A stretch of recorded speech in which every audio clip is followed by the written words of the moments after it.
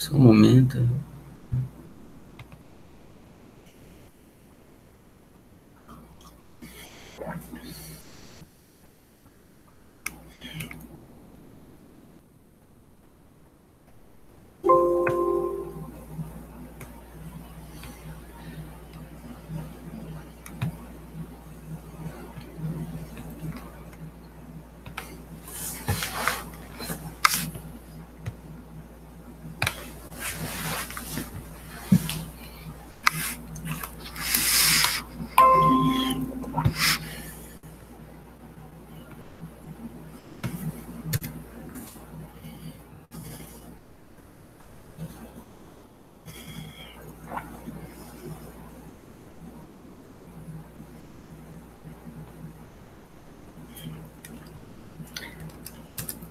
Todos estão vendo que eu estou compartilhando já a tela do computador?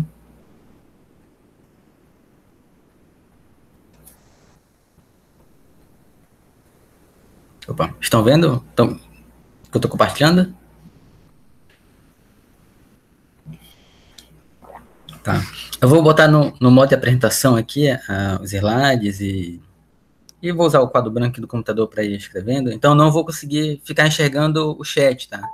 Se vocês quiserem perguntar alguma coisa, tiverem dúvida, tirem o microfone do mudo e perguntem, tá? Senão, ou no final eu olho se tem alguma pergunta no chat, tá? Mas se alguém quiser perguntar alguma coisa, aí tem que interromper mesmo falando, tá? Senão eu não vou ver o que vocês estão escrevendo. Tá?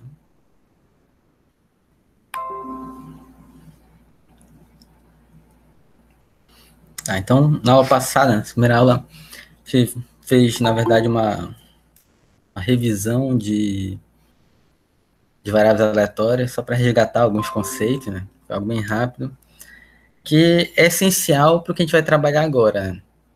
Então, agora a gente está trabalhando com o processo estocástico, e aí lembrando que o processo estocástico é aquela ideia de que eu tenho ali um experimento aleatório, eu tenho ali um experimento aleatório que gera resultados, e eu tenho aqui um determinado espaço amostral. Aí esse resultado no meu espaço amostral, cada resultado aqui, ele não necessariamente pertence, não é um número, né? Pode ser um número, se o meu experimento for já verificar direto, por exemplo, grandeza física, medir ruído, medir temperatura, profundidade de um lago, alguma coisa desse tipo, ou fazer contagens, contar, por exemplo, quantas pessoas ligaram para uma central telefônica em certo momento de tempo. Então, existem experimentos que vão gerar já números, mas existem muitos experimentos que não geram números. Né? Então, observar, por exemplo, se saiu cara ou coroa, observar a sequência de resultados do jogo do bicho, por exemplo, né, que não são números lá, são bichos. Sim, a ideia é que existem experimentos mais variados e os resultados são dos mais variados. Né? E aí eu vou pegar, então, esse resultado e passar para o eixo real. Vou passar para o eixo real. Então, cada resultado meu vai estar mapeado com um número. E em cima do eixo real, a vantagem de trabalhar com ele é que eu posso definir funções aqui em cima, né? Desse meu eixo real, para poder fazer os cálculos de probabilidade, que é o caso lá da função densidade de probabilidade, função de distribuição de probabilidade. Né? Então, por isso, e aí a gente aplica tudo aquilo de cálculo, por isso a gente passa para o eixo real. Só que para eu fazer esse mapeamento, eu preciso ter bem definido qual é a função que eu vou utilizar. Então, eu vou ter uma determinada função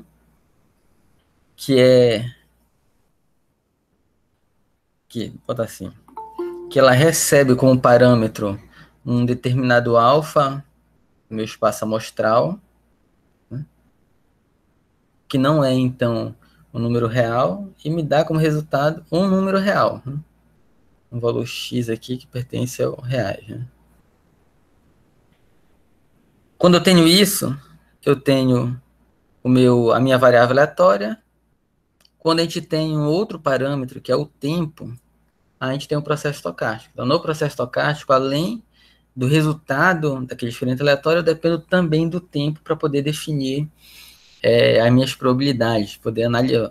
A minha análise, ela é função do tempo. O tempo vai influenciar. Tá? Então, medir o ruído de um determinado sinal. Esse ruído, muitas vezes, ele depende do tempo, do momento no tempo que eu vou medir. Mesmo que eu esteja mandando o mesmo conjunto de bits, que é a parte aleatória ali, o ruído, dependendo do tempo, ele vai ter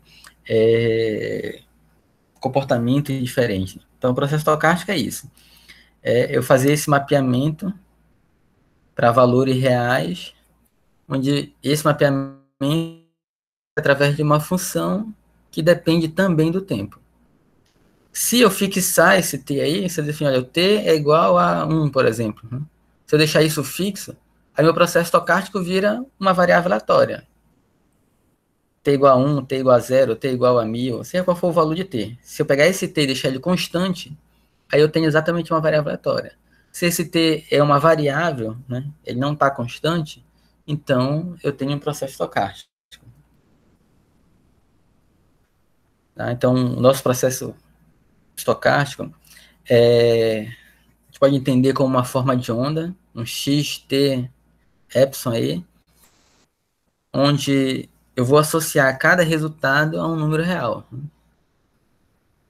E aí, muitas das vezes, alguns autores colocam que o processo estocástico é, na verdade, um conjunto de funções do tempo, onde cada função está relacionada com um resultado aleatório em si. Então, por exemplo, se eu pegar essa primeira onda bem aqui, essa primeira função bem aqui, vou chamar assim, nessa função está fixo o parâmetro aleatório. Eu tenho aqui o QC, né? Acho que é QC não nessa letra grega, toda vez eu confundo. Esse QCN, ele está fixo, é o QCN, é um cara fixo. O que está dependendo é o que varia, só o tempo. Então aqui eu tenho uma função do tempo. Quando eu coloco outro parâmetro, QCK, né? Quando eu coloco outro parâmetro QCK, eu tenho outra função do tempo. Quando eu coloco QC2, o QC1, cada um deles me dá uma função que depende do tempo. Então, por isso, muitas vezes eu digo que o processo estocástico ele é um conjunto de funções do tempo. Cada função do tempo para um determinado valor aleatório. E aí, qual função eu vou usar naquele momento? O que eu estou observando naquele momento? Depende do cara aleatório que vai cair. Então, todas as vezes que está no experimento aleatório, vai sair alguém aqui, aleatório. Ah, dessa vez saiu que se K. Em que momento no tempo eu estou observando? No tempo T0. Ah, então o valor que eu vou enxergar vai ser esse bem aqui. Saiu de novo esse K. Que momento do tempo eu estou agora? Eu estou no momento do tempo T1. Então o valor agora é esse outro bem aqui, que é diferente lá do tempo T0. Se eu observar no tempo T2, é outro valor que é diferente do T1. Se saiu o QC1 no tempo T0, o valor é esse. No tempo T1 é esse outro, no tempo T2 é outro. Né? Então, esse par, valor, resultado aleatório e momento no tempo, é que eu vou usar os dois para poder definir o resultado em si do meu processo estocástico, né? O valor numérico em si. Né? E aí, então, esse que está colocado aqui, né? Que se I ele é fixo, eu tenho uma função do tempo, uma função do tempo, onde a gente já está acostumado a trabalhar. Se meu tempo é fixo, eu tenho simplesmente uma variável aleatória, também já está acostumado a trabalhar, né? Se os dois são fixos, eu tenho o resultado do meu processo estocástico, que é um número. Né? Então, xt que se aqui é um número em si. Esse é o meu processo estocástico. E aí, esse meu processo estocástico, como é aleatório, né, ele vai ter as funções semelhantes àquelas que a gente tem lá em variável aleatória. Eu vou ter uma função de distribuição de probabilidade, que é aquela que diz, olha, qual é a probabilidade então lá, lembrando lá em variável aleatória, né? Estou regatando. Lá em variáveis aleatórias, tem uma função de distribuição de probabilidade, que é qual a probabilidade de que a minha variável aleatória vai assumir um valor menor ou igual a um determinado x aqui, que é um número. E eu tenho a minha função densidade de probabilidade, colocando aqui para o caso contínuo, tá? a minha função densidade e probabilidade, que ela vai ser usada, na verdade, que ela vai ser usada para eu calcular as probabilidades, né? Então, qual é a probabilidade de que o meu x está dentro de um certo intervalo ali, de x1 até um x2. A gente vai lá na função, né? De x1 até x2, então eu vou integrar de x1 até 2 a minha função densidade de probabilidade. Né? Então, eu tenho a minha função densidade aqui, que eu uso para calcular as probabilidades em um certo intervalo, e eu tenho a minha função distribuição de probabilidade, que já é a probabilidade acumulada. Para o processo estocástico, a gente tem também a mesma coisa. Só que no processo estocástico, essa minha função ela vai depender do momento no tempo. Então, quando eu perguntar qual é a distribuição para o x1, eu vou ter que dizer qual é o momento no tempo. Além disso, eu posso fazer várias observações no tempo. Toda vez que eu fizer uma observação no tempo, eu estou enxergando uma variável aleatória. Então, você deve lembrar lá de probabilidade estatística, trabalharam com essas mesmas funções, né, para variáveis aleatórias conjuntas. Então, a minha distribuição conjunta xy. Aí botar lá um valorzinho de x, né? Um valor para y. É a probabilidade da minha variável aleatória assumir um valor menor ou igual a esse x minúsculo aqui, que é um número, né? Né? Então, ao mesmo tempo, o meu y vai assumir um valor menor ou igual a esse yzinho aqui, que também é um número. Então, isso aqui, quando a gente trabalha com duas variáveis aleatórias, ao mesmo tempo, a gente tem a nossa conjunta. E eu posso ter também com muitas variáveis aleatórias, né? Tá aqui, x, y, z, por exemplo, três variáveis aleatórias. Aí eu vou passar três parâmetros, o x, y e o z. E qual é a probabilidade de que o x menor ou igual a esse x, o y menor ou igual a y, e o meu z menor ou igual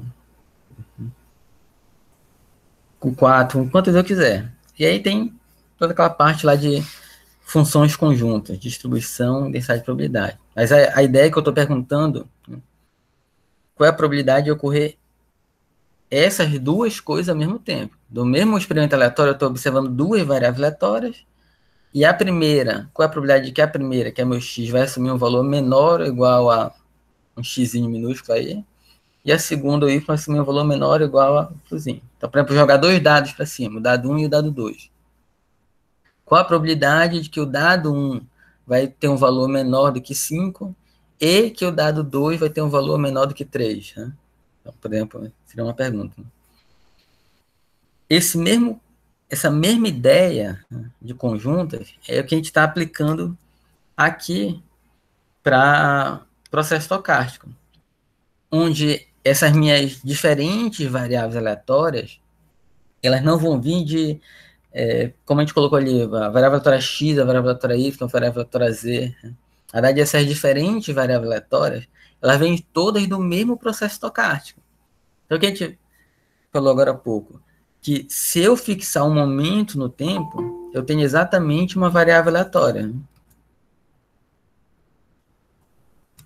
Se eu fixar no momento no tempo, eu tenho uma variável aleatória. Então, se eu perguntar qual é a probabilidade de que o meu processo estocástico vai ter um valor menor ou igual a 10 no tempo 5. Então, como eu disse, qual é o tempo? É o tempo 5, então estou trabalhando com uma variável aleatória. Qual é a probabilidade de que essa variável aleatória que eu observo no tempo 5 do meu processo estocástico tem um valor menor ou igual a 10? Mas eu posso continuar, eu posso observar daqui a 10 minutos. Então, qual é a probabilidade de que eu vou olhar meu processo estocástico? No tempo 5 ele vai ter um valor menor do que 10, e no tempo 15 ele vai ter um valor menor do que 20. Vou colocar aqui. Eu quero saber qual é a probabilidade de que eu vou observar meu processo estocástico e no tempo deixa eu botar assim para ficar bem claro, no tempo t igual a 5, esse meu processo estocástico vai ter um valor menor ou igual a 10, e eu vou observar ele depois de novo, então o mesmo processo estocástico, eu observei no tempo 5, depois eu vou observar ele de novo no tempo 15, por exemplo. E quando eu observar ele no tempo 15, ele vai ter um valor menor ou igual a 20. Então, eu observei ele em dois momentos num tempo diferente. Na primeira vez que eu observei, eu quero que ele tenha um valor menor do que 10. Na segunda vez, eu quero que ele tenha um valor menor do que 20. Qual é a probabilidade disso ocorrer? Então, aqui é uma variável aleatória, a variável aleatória do processo estocástico no tempo t5. Aqui é outra variável aleatória, a variável aleatória do processo estocástico no tempo t15. Então, é uma conjunta de novo, né? Igual como a gente fez aqui em cima. Não vou nem escrever aqui. Então, é uma conjunta exatamente igual a isso aqui.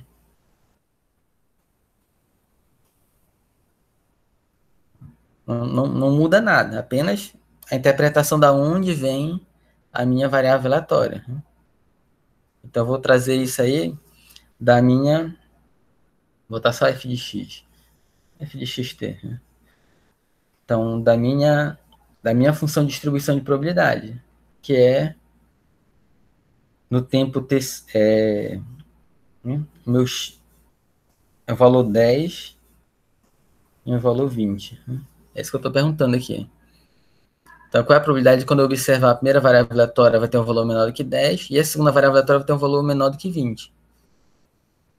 Só que, como eu estou trabalhando com o processo estocástico, eu tenho que dizer esse momento no tempo. Né? Quando a gente estava lá em variável aleatória conjunta, já estava explícito, olha, é a variável aleatória x e a variável aleatória y.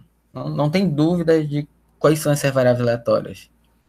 Quando eu estou aqui no processo estocástico, eu sei que as variáveis aleatórias vêm do processo estocástico. Mas em que momento no tempo elas vêm? Eu preciso especificar esses momentos no tempo. Então, por isso a gente continua aqui com o restante, que é dizer o momento no tempo 5 e no tempo 20. Então, qual a probabilidade que a minha variável aleatória, que eu vou observar no primeiro momento do tempo, que é no tempo 5, ele vai ter um valor menor do que 10, e que eu vou observar no tempo 15 aqui, né? No tempo 15, vai ter um valor menor do que 20.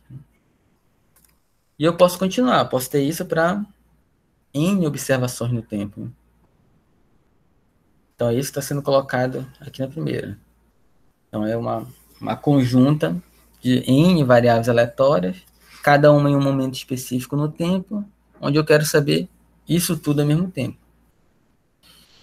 Como eu tenho a minha função distribuição, eu também tenho a minha função densidade ou função massa, depende ali do autor que vocês usaram, que também é a mesma ideia.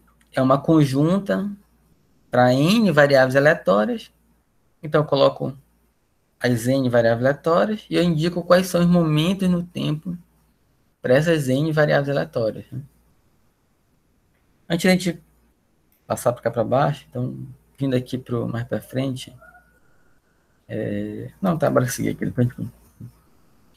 Então, o meu processo estocástico vai ter a sua função de distribuição de probabilidade, a sua função de densidade de probabilidade. O processo estocástico ele vai ter um valor médio que vai depender do momento no tempo. Então, e aí o valor médio, ou o valor esperado, que é o termo mais adequado, ele vai ser exatamente aquele que você viu lá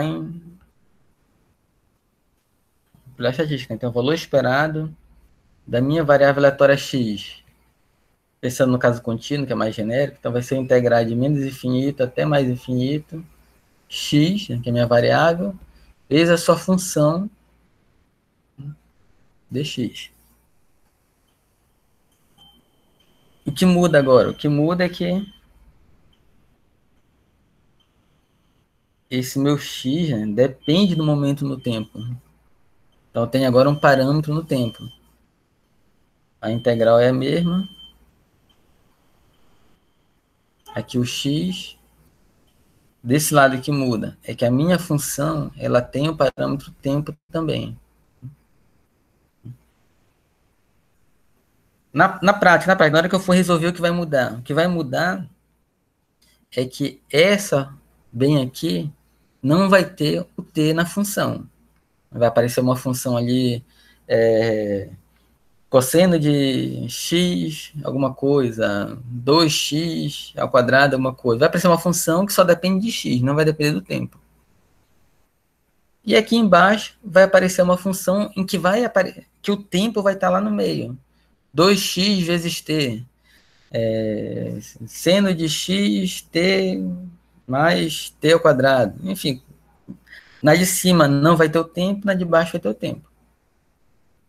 Se eu fixar o tempo, né, se o meu t for, por exemplo, 1, 2, for uma constante, se eu deixar ele constante, aí a função de cima fica exatamente igual, a de baixo fica exatamente igual a de cima. O t está constante, quando eu deixo o t constante, vira variável aleatória. Então fica o valor esperado de uma variável aleatória. Se eu deixar o t variável como uma variável, o meu resultado vai ser uma função que vai depender do t. Então, eu não vou ter um único número no final. Assim, pode ter casos que vai ter um único número no final, que é quando o meu processo é estacionário, que a gente vê daqui a pouco. Mas, em geral, vai ter no resultado vai ser algo que depende do tempo. E quando eu disser o momento no tempo, eu tenho o valor esperado. Então, o meu processo estocástico, o valor esperado dele, também muda ao longo do tempo. Então, pegando aquele exemplo a gente falou na aula passada, eu tenho meu estoque, né? Aí, todo início de mês eu encho meu estoque todo, até o máximo, e eu vou fazendo as vendas. Se acabar antes de chegar no final do mês, fica ali zerada. Só quando acabar o mês é que eu peço para encher de novo o meu estoque para continuar vendo.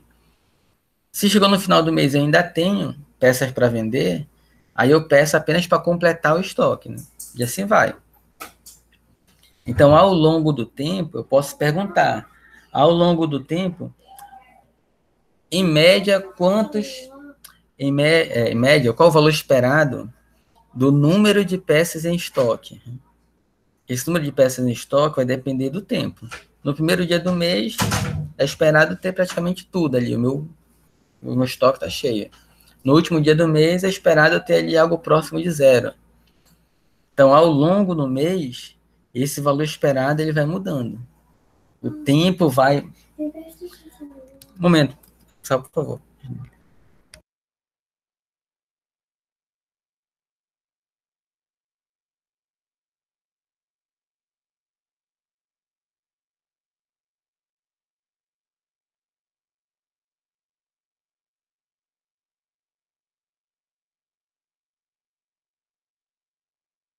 Tá, desculpa, só que eu tô home office, de vez em quando tem as interrupções aqui, né? Tá, então, voltando assim, ao longo do tempo, então, esse valor esperado, ele vai caindo. Se eu for esboçar um, um gráfico, aqui o tempo passando, aqui meu valor esperado. Então, para esse exemplo, normalmente aqui no tempo zero, ele vai estar provavelmente ali próximo do máximo do meu estoque, e ali no final do mês, perto do 30, provavelmente vai estar próximo de zero. Então, ao longo do tempo, é esperado que faça algo mais ou menos assim, né? E perceba, inclusive, que depois ele enche de novo, né? E ele vai cair de novo quando chegar ali próximo do dia 60, aí enche, depois vai caindo e assim vai. Então, qual o valor esperado desse meu processo estocástico? Depende do momento no tempo. Nesse momento no tempo, meu valor esperado é esse. Nesse momento do tempo, o valor esperado é esse outro. Nesse momento do tempo, é esse outro. Então, cada momento de tempo, eu tenho um valor esperado diferente. Na primeira semana, no sétimo dia do mês, em média, quantos eu tenho ali em estoque? Então, só que depende do tempo. A gente tem também uma função que é chamada autocorrelação, onde ela calcula qual é a relação do valor de um momento no tempo com outro momento no tempo, né? Lá em probabilidade estatística, vocês estudaram covariância. Então, essa autocorrelação é uma espécie de covariância que ela vai indicar o quanto eu vou ter ali o quanto um momento no tempo está relacionado com o outro momento no tempo. Isso, né? A gente analisa melhor essa correlação. E o meu processo estocástico ele vai ter uma expressão analítica, né? Então, por exemplo, aqui, x de t igual a cosseno ômega 0t mais φ, onde o meu ômega 0 e o meu φ, todos eles são variáveis aleatórias, por exemplo. Todos eles são elementos aleatórios, vou botar assim, de forma genérica. E o meu t é o t em tempo mesmo. Então, esse cara é um processo estocástico. Ele é uma função que depende de parâmetros aleatórios e depende do tempo. Aí tem vários tipos de processo estocástico, Markov, Walk, Wiener, Poisson, Gaussiano. Então, na sala a gente vai ver de Markov, Poisson, Gaussiano, e vai tratar de teoria de filas, que é aplicações de Markov e Poisson. Aqui a gente fala em Markov, a gente entra aqui. Então, um exemplo de processo estocástico. Aquele que a gente falou agora há pouco, x de t igual a cosseno ômega 0 t mais φ. A, ômega 0 e φ são são aleatórios. Inclusive aqui está constante, né? Então, nesse exemplo aqui, o A é uma constante, o ômega 0 também é uma constante. Então, A e ômega 0 são números. Esse φ aqui é algo aleatório, que está uniformemente distribuído no intervalo de 0 a 2π. Então, é algo aleatório que ocorre de 0 a 2π e é contínuo. E o T é meu parâmetro no tempo. Para esse processo estocástico, eu posso fazer uma observação em um momento no tempo. Se eu fizer uma observação em um momento no tempo, eu tenho exatamente uma função de distribuição de probabilidade, como está acostumado, uma variável aleatória, onde o t vai dizer qual é essa minha variável aleatória. Dessa distribuição eu posso calcular a minha densidade, que basicamente eu derivar essa minha distribuição. Eu posso fazer duas observações no tempo. Então, qual é a probabilidade do T1 menor ou igual a x1, no tempo T2 menor ou igual a x2. Posso calcular minha densidade também em dois momentos no tempo. Então, basicamente, essa aqui é a forma de onda que está ocorrendo. Né? No tempo 1, qual é a probabilidade que esse cara vai ter um valor menor do que 2? No tempo 4, qual é a probabilidade que ele vai ter um valor menor do que 7, por exemplo? A minha média ou o valor esperado desse processo estocástico, que a gente falou, é o x vezes a minha função que depende no tempo, no intervalo de menos infinito a mais infinito, de tudo que é possível, né? E a minha autocorrelação vai ser eu pegar a conjunta de duas observações no tempo, fazer o x1 vezes x2, lá na minha integral dupla. Continuando naquele exemplo lá, aqui, pulando aqui. Então, aquele exemplo que a gente começou a falar. A cosseno de ômega 0 t mais φ. A e ômega 0 são constantes, meu φ uniformemente distribuído de 0 a 2π. Eu quero calcular a minha média e a minha autocorrelação para esse processo estocástico.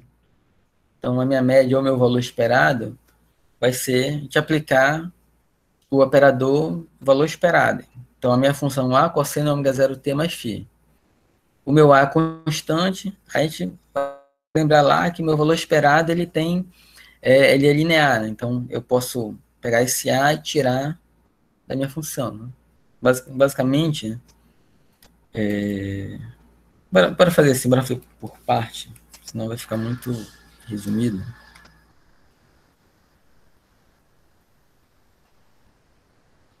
O x de t é igual a cosseno ômega 0 t mais φ, né? Isso aqui. Quero o valor esperado desse meu processo estocástico. Então é de menos infinito a mais infinito o x vezes a minha função a cosseno de ômega 0t mais φ. Lá no slide, isso tudo aqui está substituído por valor esperado de A cosseno de ômega 0t mais φ.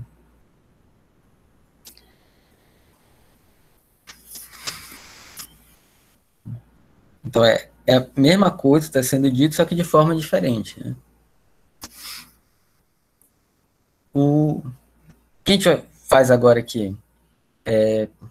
Pegando essa de cima, continuando essa de cima aqui, né?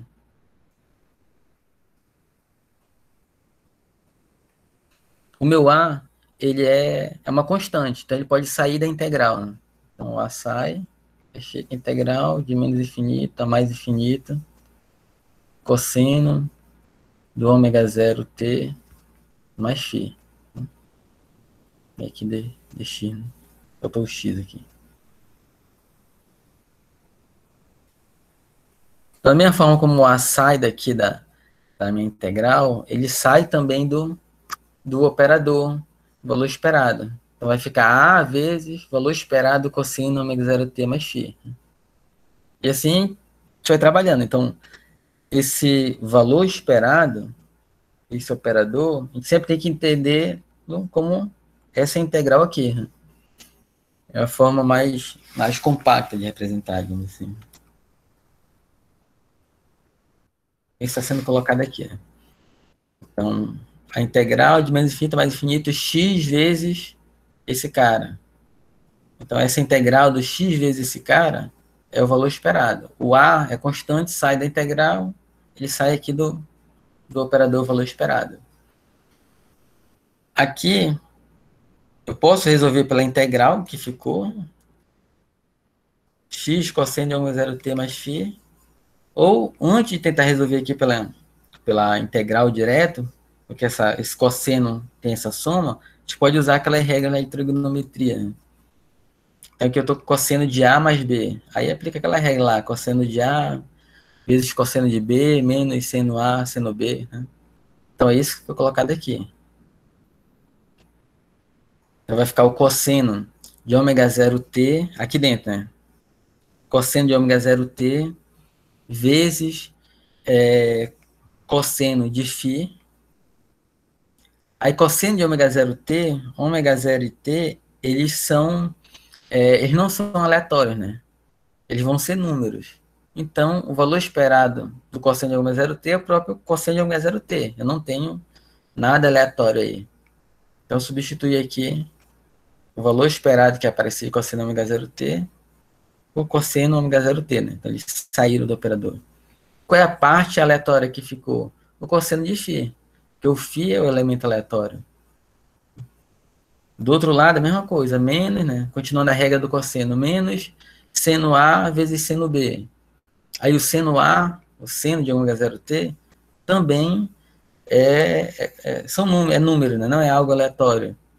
É uma constante. Então, sai do valor esperado, quem fica no valor esperado só o próprio seno de φ. E agora a gente analisa, por último, esse pedacinho aqui, esse e esse aqui, o valor esperado. Então, o valor esperado do cosseno de φ.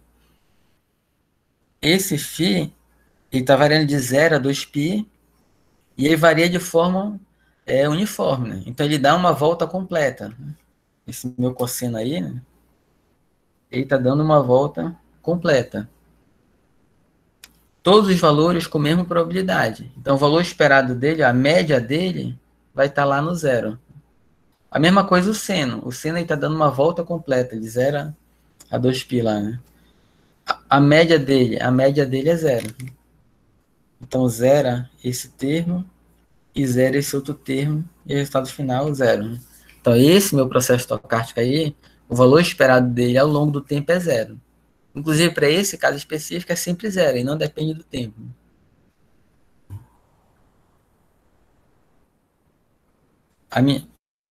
Então, esse é o valor esperado para esse processo estocástico. E a minha autocorrelação? A mesma ideia, eu vou pegar e vou jogar lá na função x vezes x, função vezes a função, dentro do valor esperado. O A vai aparecer duas vezes, então ele sai ao quadrado. Resumindo, depois vocês usam até como exercício, né, para lembrar de trigonometria e tudo mais. Né? Mas a gente vai de novo precisar aplicar aqui regra trigonométrica para separar os termos. Aplicando para separar os termos, a gente fica com isso aqui, cosseno de ômega 0 T1 menos T2, mais cosseno de ômega 0 T1 menos T2, mais φ. E eu analiso cada um deles separado. E aí o que a gente vai encontrar, analisando cada um deles separado, é que esse cara aqui vai zerar, esse aqui também, assim, tudo aqui vai zerar, esse cosseno de ômega 0 T1 mais T2 do φ, ele vai zerar, só que vai ficar esse termo primeiro. Então, A ao quadrado sobre 2, cosseno de T1 menos T2. Né? Aí, essa é a minha função autocorrelação, ela depende dessa diferença de T1 para T2. Então, aqui, o resultado foi uma função que depende dos momentos no tempo em que eu estou observando. Né? Que é exatamente a ideia do professor Stochastic, depender do tempo. Se eu tiver com variáveis aleatórias, aí esses tempos estão fixos, isso tudo aqui vai dar um número para a gente. Que é o que ocorre lá em correlação de variáveis aleatórias conjuntas. Né? Então, voltando aqui, meu processo estocástico ele vai ser caracterizado por essas funções. Função de distribuição, função de densidade, função do valor esperado, função de autocorrelação e provavelmente uma expressão analítica para ele. Né? Para eu poder fazer todas essas continhas, eu preciso de uma expressão analítica que representa esse meu processo estocástico, que é a interpretação lá do que está ocorrendo no mundo real. Né? Então, todos esses parâmetros definem o meu processo estocástico, todas essas funções definem o meu processo estocástico, todas elas dependendo do tempo. Se eu fixar o tempo em tudo aqui, aí a gente tem exatamente as funções que a gente trabalha lá em variáveis aleatórias. Existem, vou chamar assim, infinitos processos estocásticos. Né? Eu posso pensar em infinitas possibilidades de experimentos aleatórios e funções para fazer um mapeamento dos resultados de um experimento aleatório para funções, para valores reais. Mas a gente não trabalha com todos os tipos de processos estocásticos. Dentro da nossa área de estudo, engenharia de computação, engenharia elétrica, dentro das engenharias que a gente trabalha, né, estão ligadas à elétrica e computação e telecom, a gente trabalha com uma classe de processos estocásticos que é chamada de processos estacionários. Então, assim, a gente tem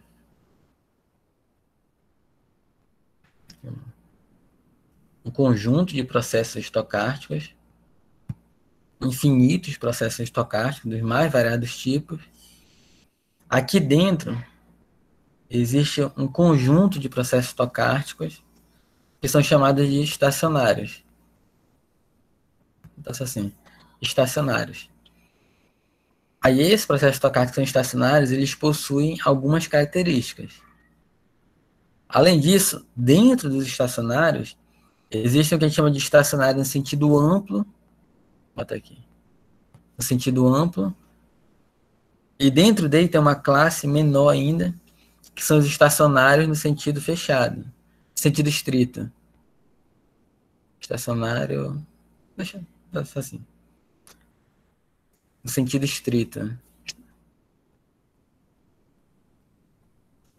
Que é uma classe mais fechada de processo estacionário. Então, a gente vai estar preocupado, então, com os processos estacionários. São esses que nós vamos tratar. Então, o processo de Markov, cadeia de Markov. A gente vai ver as cadeias de Markov estacionárias no tempo. Tem cadeias de Markov que não são estacionárias. Gaussiana. Tem um tipo de processo gaussiano que não são estacionários. A gente vai trabalhar com os que são estacionários. Poisson, os estacionários. Então, a gente vai sempre estar pensando em processos estacionários. Né? E os processos não estacionários? Eles fogem da nossa área, e por isso a gente não vai estudar, né? Mas se um dia precisarem, por algum motivo, aí já tem a base do estacionário, permite que vocês analisem os não estacionários. Né? Mas, a princípio, não é necessário, exatamente porque senão nosso curso vai ter aí 400 horas se a gente for pensar em todos os tipos de processos estocásticos. Tá? Então, a gente vai estar trabalhando dois processos estocásticos estacionários. E o que são esses processos estocásticos estacionários?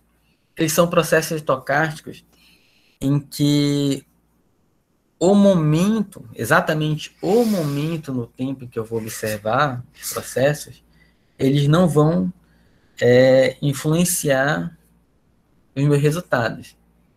O que vai influenciar os meus resultados é as diferenças de momento no tempo.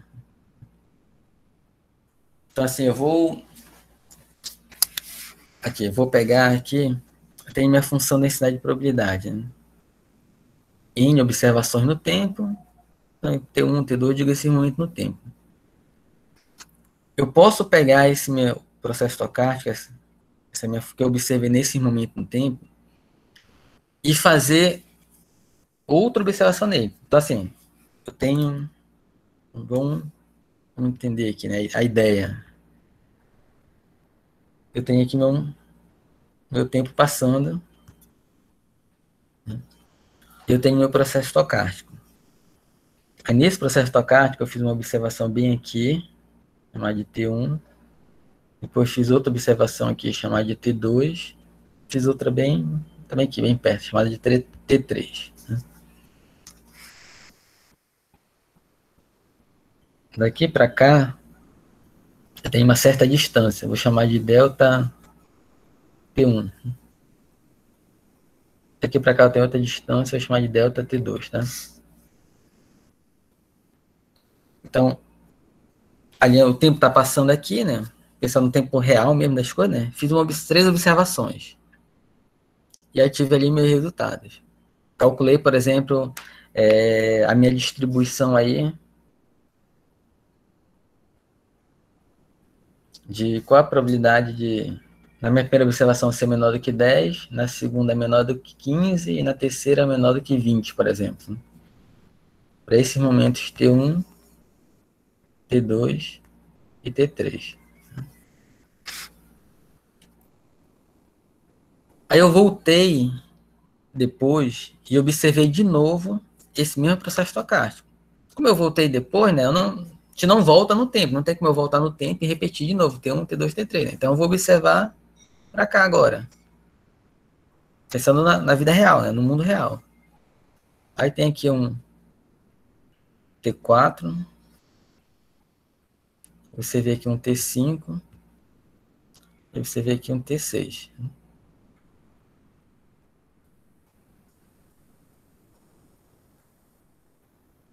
Qual é a ideia? A ideia é que essas distâncias de tempo aqui, elas se mantiveram constantes.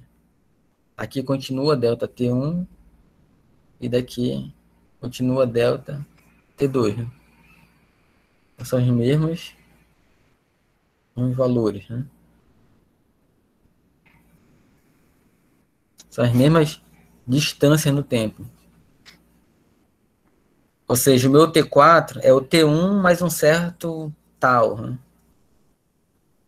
Esse meu T4 aqui, ele é o T1 mais um certo tal, que é a distância daqui para cá.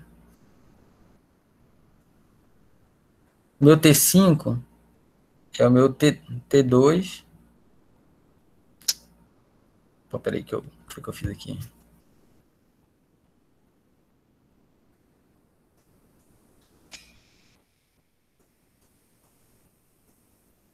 Então, meu T5 é o meu T2 em um certo tal. E meu T6 é o T3 mais esse mesmo tal. Então, a distância do T1 para o T4 é igual à distância do T2 para o T5, que é igual à distância do T3 para o T6.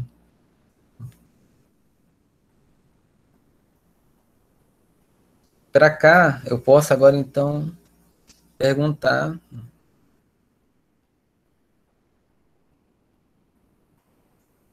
qual é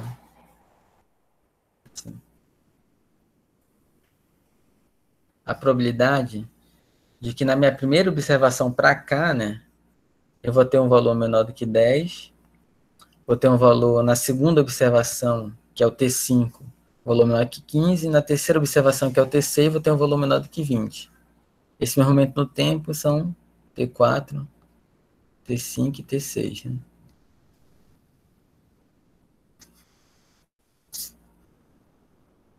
Se o meu processo for estacionário,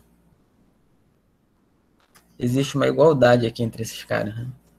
Se o meu processo é estacionário, eu fiz de novo 3 observações, as distâncias se mantiveram, então o resultado ele não muda. Essa é a lógica do processo. Por isso que a gente diz que ele é estacionário no tempo. É porque o tempo ele está passando sempre, né? O processo estocástico sempre depende do tempo, o tempo está sempre passando. Mas os meus resultados eles não mudam, eles ficam estacionários ao longo do tempo quando eu mantenho, né? Isso que é importante, quando eu mantenho as distâncias no tempo.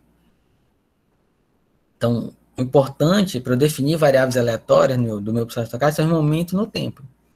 Então, quando eu mantenho aqui distância entre eles, eu estou estabelecendo relações entre as variáveis aleatórias. Então, aqui eu peguei 3 variáveis aleatórias. Aqui eu peguei outras 3 variáveis aleatórias. Se as distâncias entre elas se mantêm, então eu estou pegando, digamos que as mesmas 3 variáveis aleatórias de novo. Essa é a lógica. Só um momento.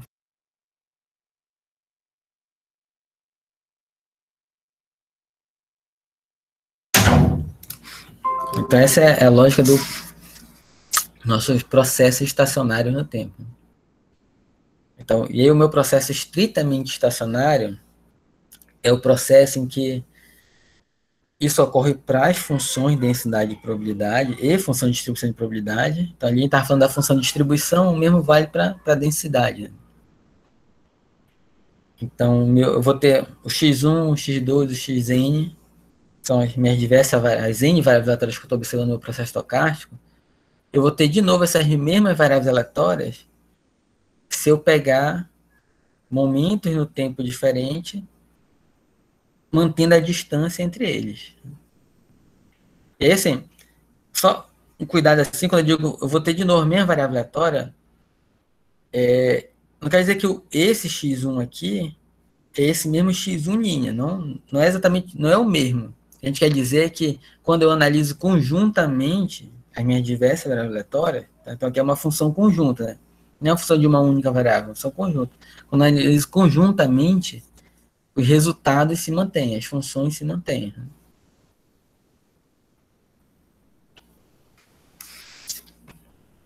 Tá? E aí, se ele é estacionário no sentido estrito, então, quando eu observo em um determinado momento no tempo, e desloco no momento do tempo, a minha função, para uma única observação, ela fica constante. E aí, o que ocorre é que esse momento no tempo ele acaba assumindo a minha função. Então, meu processo estacionário, se eu analiso ele em um único momento no tempo, e ele é um processo estacionário no sentido estrito, ou seja, aqueles mais, a classe mais fechadinha lá, né, no sentido estrito, então ele se comporta, a função densidade dele, a função de distribuição, se comporta exatamente igual a de uma variável aleatória, né, porque o tempo não vai estar influenciando. E se eu calculo o meu valor esperado, se ele é estacionário em sentido estrito, não depende do tempo, então significa que o resultado aqui também, do meu valor esperado, não vai depender do tempo, e eu fico com uma constante no final. Um valor μ constante, que é igual como lá em variável aleatória. Né? Se eu estou com 2 observações no tempo, de forma conjunta, o que vai importar para esse meu processo estocástico, para calcular essa minha função densidade de probabilidade, calcular minhas probabilidades, não é os momentos no tempo. O que vai importar é a distância, a diferença de momento no tempo. Da mesma forma, a minha autocorrelação vai depender desse momento no tempo. Né? Então, esse é o meu processo estacionário no sentido estrito.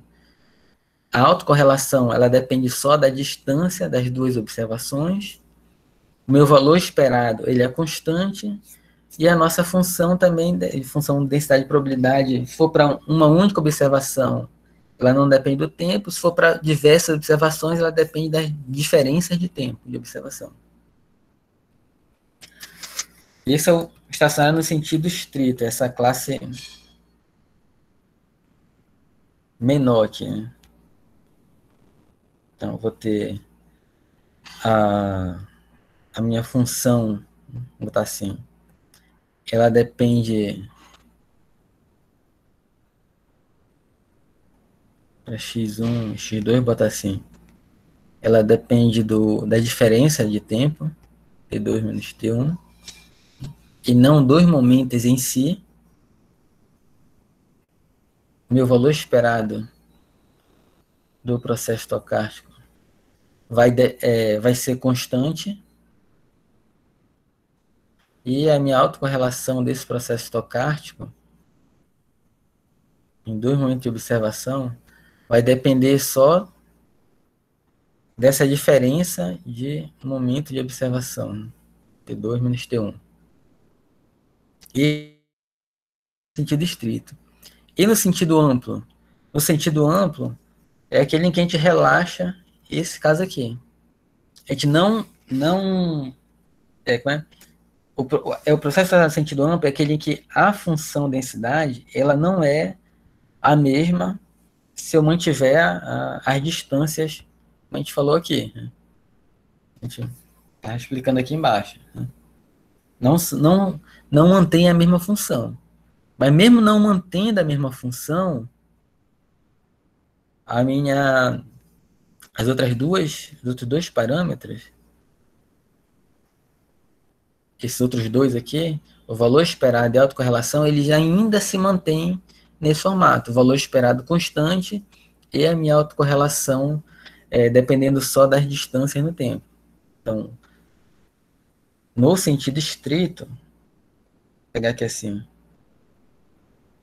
eu observo só essas duas condições. No sentido amplo, essas duas condições. No sentido estrito, eu observo as três condições. A gente vai estar tratando de processo estocástico de estacionário de um modo geral, no sentido amplo. Aí vão ter casos em que ele vai estar estrito e vai ter casos que ele vai estar no sentido amplo. Então, estocástico no sentido estrito, quem estava falando, para estocástico no sentido amplo. Tem só duas condições. O valor esperado é constante e a autocorrelação depende só das distâncias no tempo. Dúvidas? Até aqui querem perguntar alguma coisa? Tirar alguma dúvida ou comentar alguma coisa? Então a gente continua aqui.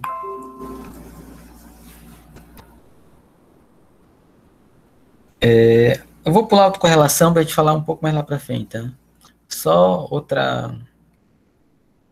outro conceito importante para a gente, né, desde o processo estocástico, é a questão de ergodicidade. Aí essa ergodicidade está relacionada assim. Então, eu vou trabalhar com processo estocástico, dependendo do tempo. Né? E o meu tempo, né, assim, quando a gente está lá com variável aleatória, a gente monta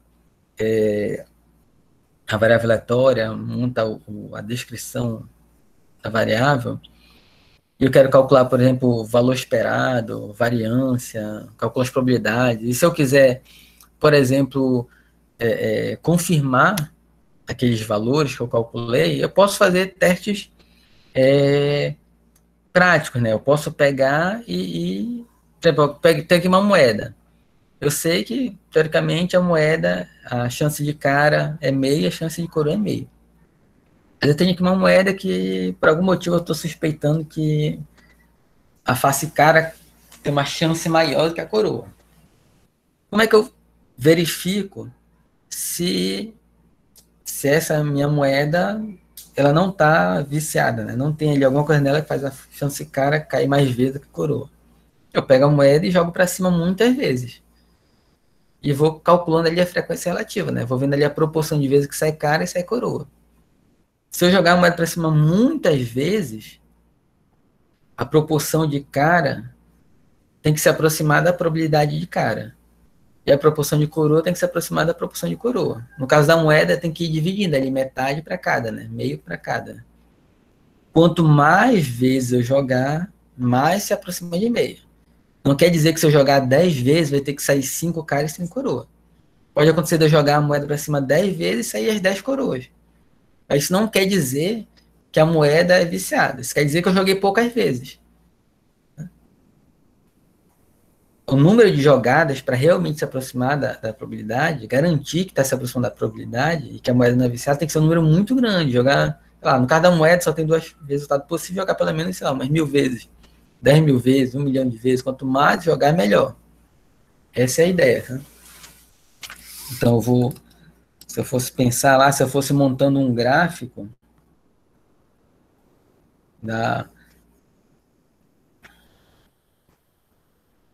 um gráfico aqui da K, número de, vou botar N, número de vezes que eu joguei moeda para cima, e aqui a frequência relativa da proporção de vezes que saiu,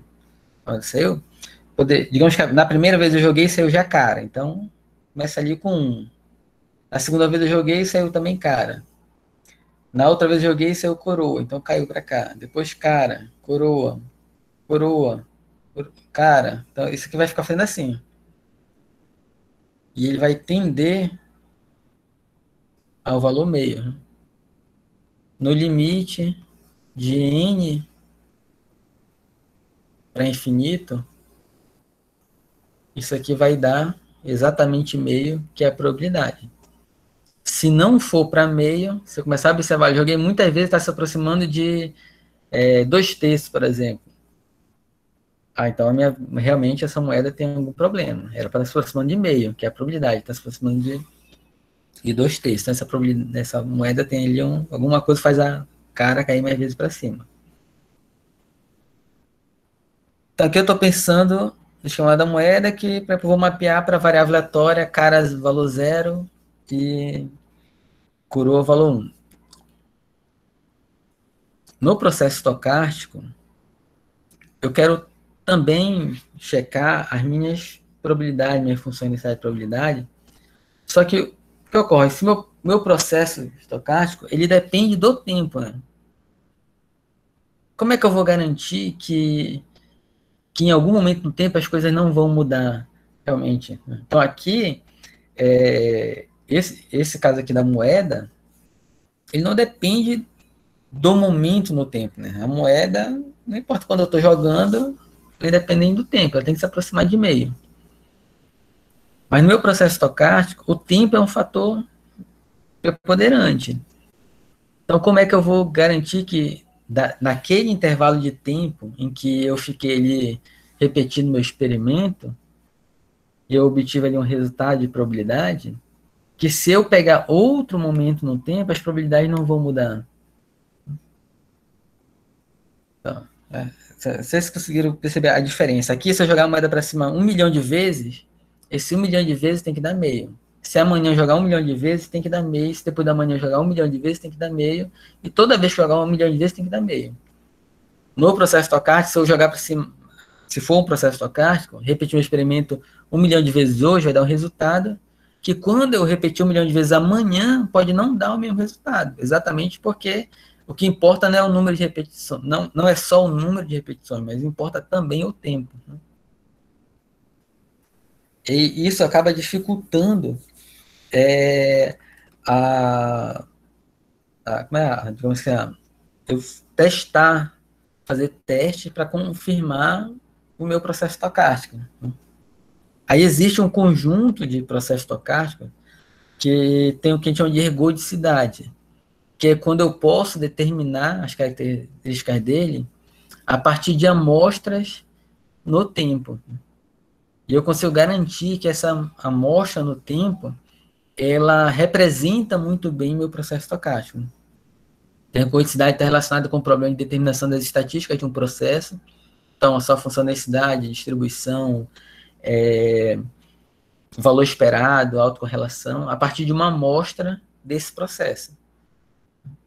Então, eu vou lá, faço várias medições no meu processo estocástico, calculo o que eu quero, o valor esperado, autocorrelação e tudo mais, e esses valores que eu calculei, se essa minha amostra é suficientemente grande, eu garanto que esses resultados eles representam realmente um processo estocástico. Assim, o processo estocástico XT ergódico, na forma geral, se todas as suas estatísticas podem ser determinadas a partir de uma única função amostra no tempo, né, do meu processo.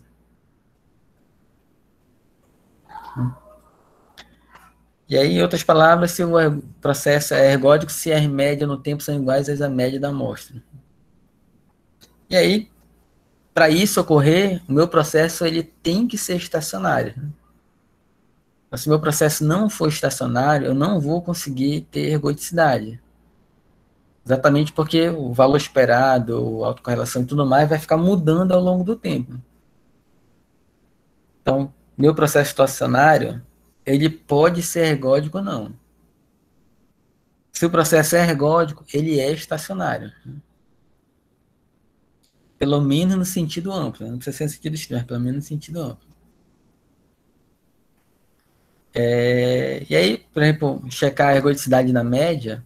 Então, eu calcular, eu pegar uma função, né, que depende do tempo. O processo estocástico é uma função que depende do tempo.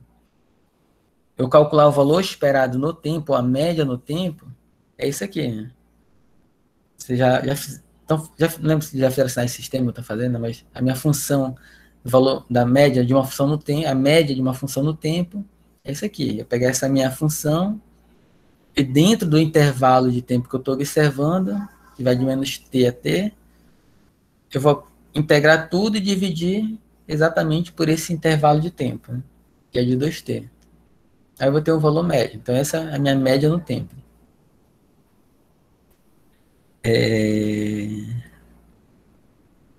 Então ela é fixa aqui. Se eu tiver com um processo em que... Deixa eu pular para cá. Não, tá. Pegando esse último aqui. Se eu estou com um processo em que o tempo vai mudar, significa que se eu for mudando esse meu intervalo de menos t a t, se eu for mudando ele, o meu valor médio também vai mudando. À medida que eu vou mudando o meu intervalo, esse valor médio ele também vai mudando. Inclusive, ele pode deixar de ser constante e passar a ser uma função no tempo. Então, dependendo do momento no tempo que estou observando, isso aqui não é constante. A ideia, então, é que se eu analisar esse cara no limite desse tempo ir para infinito, eu vou ter um valor médio também constante. Então, se eu analisar, se eu pudesse pegar meu processo estocástico e analisar ele todo, desde menos infinito até mais infinito, a minha média ela seria sempre constante.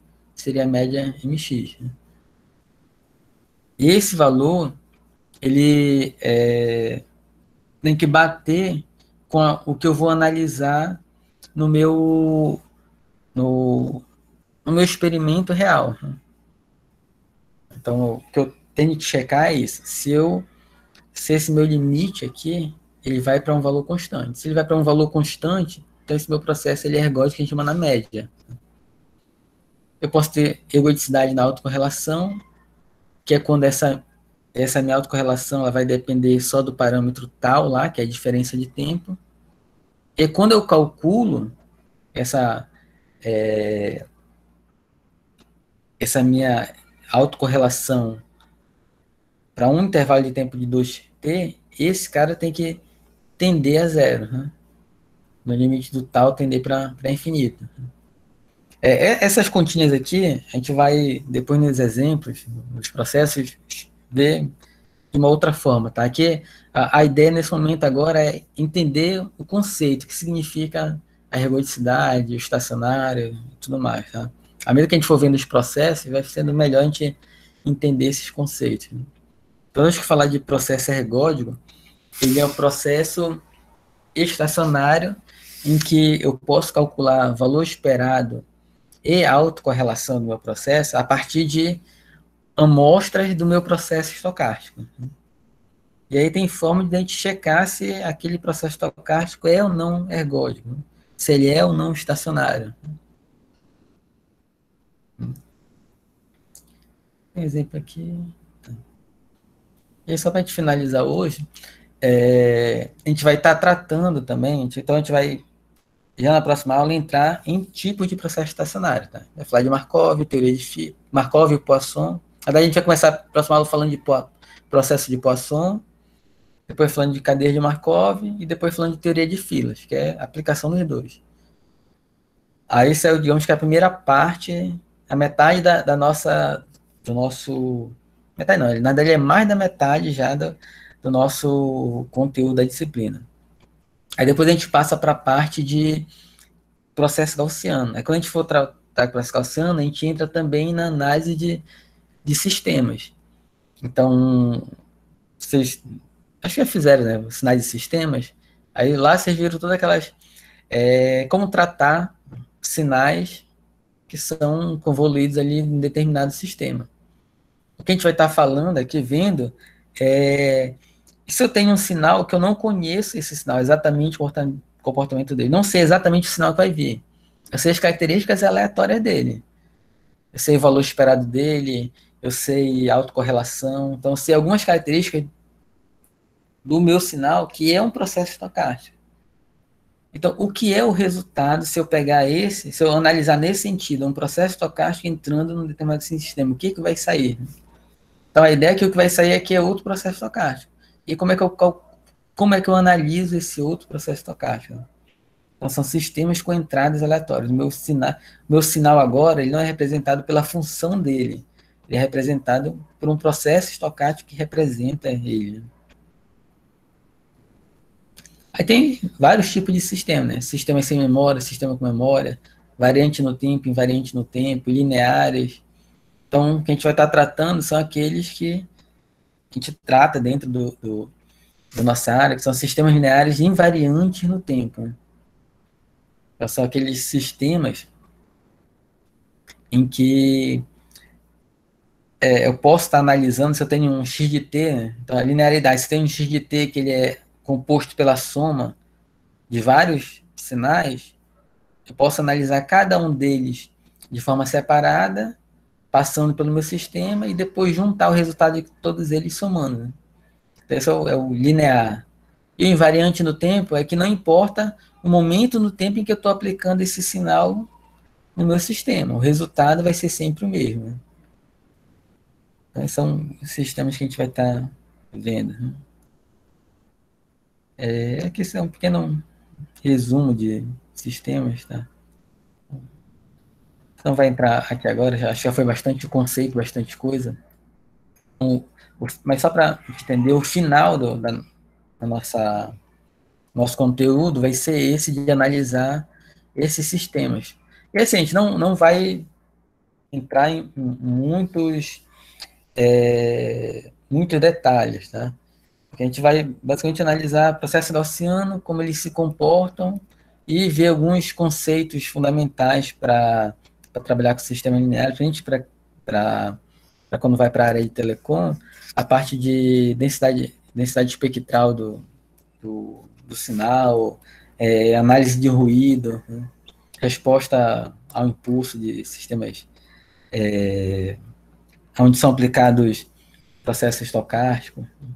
Então, na verdade, que vai ser uma parte relativamente bem rápida. Né? Hoje a gente fica por aqui. E próxima aula a gente já começa a falar então de processo de Poisson em si. Esses conceitos são conceitos bem gerais, que a gente falou, conceitos básicos.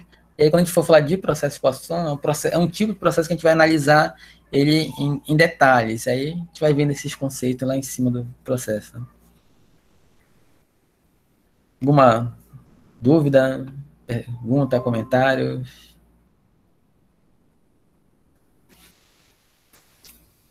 Senão a gente fica por aqui hoje. Então. Obrigado. Eu coloquei lá no Cigar, né? Eu vou estar carregando os vídeos numa playlist. O Cigar vai ser o principal ferramenta que eu vou passar informações para vocês, tá? material, a lista de exercícios, vou colocando tudo lá, tá? E aí eu vou avisando toda vez que eu tiver colocado alguma coisa lá. Então, se ninguém tem dúvida, até mais. Vou parar aqui a gravação. Até a nossa próxima.